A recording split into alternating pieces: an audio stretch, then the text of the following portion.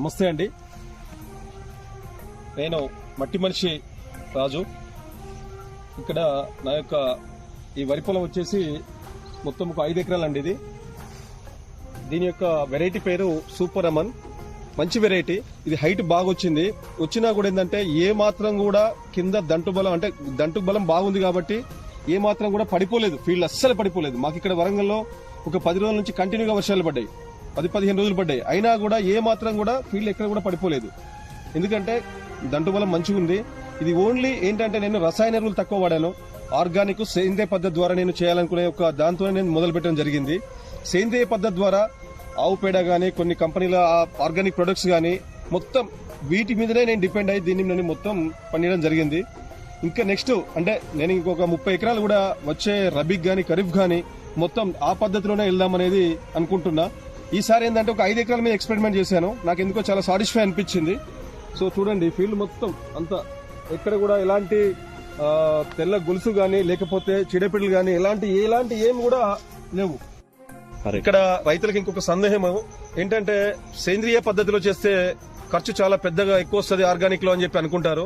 అలాంటి అపోహ ఏం లేదండి. ఇక్కడ ఏంటంటే ఇది కివా కంపెనీ వారిది ఆర్గానిక్ ప్రొడక్ట్స్. వ్యవసాయానికి సంబంధించిన పంట పొలాలకు కానివ్వండి, వ్యవసాయానికి అగ్రికల్చర్ సంబంధించిన ప్రతి పంటకు, ప్రతి క్రాప్ కి మంచి రిజల్ట్స్ కూడా బాగున్నాయి. ఈ కివా కంపెనీ ప్రొడక్ట్స్ సబ్సిడీ పోను చాలా తక్కువ రేట్లో మనకు అందివ్వడం జరుగుతుంది. కంపెనీ వారు కూడా, నేను కూడా ఆ ప్రొడక్ట్ వాడాను, ఒకసారి చూశాను. అన్ని రకాలు కూడా ఆర్గానిక్ ప్రొడక్ట్స్ ఏదైనా కూడా అంటే మొత్తానికి రసాయన ఎరువులు తగ్గించే ప్రయత్నంలో మనం ఒక రైతు రావాలి బయటికి. రసాయన ఎరువుల నుంచి బయటికి రావాలి మనం. ఒకేసారి కాకుండా కొంచెం కొద్ది మనం రావడం జరగాలి. అలా జరిగితేనే రైతుకు లాభం జరుగుతుంది.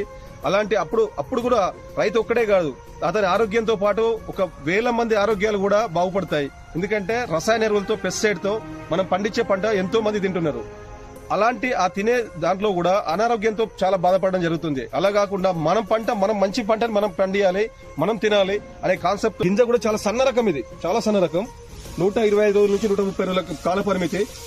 ఇలాంటి విత్తనాలు పెట్టుకుని ఇలాంటి కొంచెం ఆర్గానిక్ సేంద్రియ పద్ధతి ద్వారా రైతులు గనక వస్తే ఖచ్చితంగా లాభాలు, అంటే అధిక దిగుబడితో పాటుగా రైతుకు కూడా కొంచెం లాభం జరుగుతుందని చెప్పేసి నేను అనుకుంటున్నాను. ఈ సీడ్ మీ దగ్గర అవైలబుల్ ఉందా? రైతులకు ఇవ్వచ్చా మీరు? 100% ఉందండి. చూడండి, ఎక్కడ కూడా ఇలాంటి కలుతులు లేకుండా, బెరికిలు లేకుండా నేను మొత్తం దీన్ని క్లీన్ చేపిస్తున్నా. ఏం లేదు, అంత బాగా వచ్చింది. కాబట్టి ఏ రైతుకు కావాలన్నా కూడా నేను ఇవ్వగలుగుతాను. చూడండి, ఇలాంటి విత్తనం అంటే రైతుకు కావాల్సింది ఏంటంటే ఫస్ట్ విత్తనం అనేది చాలా ఇంపార్టెంట్. అంటే మంచి విత్తనం ఎంచుకోవాలి. ప్రతి రైతు కూడా మంచి విత్తనం ఎంచుకున్నప్పుడు దాంతో పాటు ఏంటంటే మనం తీసుకునే రసాయన ఎరువులు బాగా వాడకుండా ఇది పూర్తిగా నేను సేంద్రియ పద్ధతిలో దీన్ని నేను మెయింటైన్ చేయడం జరిగింది. అన్ని రకాలుగా ఒక ఆర్గానిక్ ఒక ప్రొడక్ట్ సేంద్రియ పద్ధతి ద్వారా చేశాను. కాబట్టి ప్రతి రైతుకు కూడా ఏంటంటే విత్తనం మంచిదైనప్పుడు దిగుబడులు ఆటోమేటిక్ గా పెరుగుతాయి. అంటే కొందరు అనుకుంటారు, అయ్యో ఇక్కడ ఇన్ని ఎకరాలు కదా అని చెప్పి అనుకోవచ్చు. అలాంటిది ఏం లేదండి.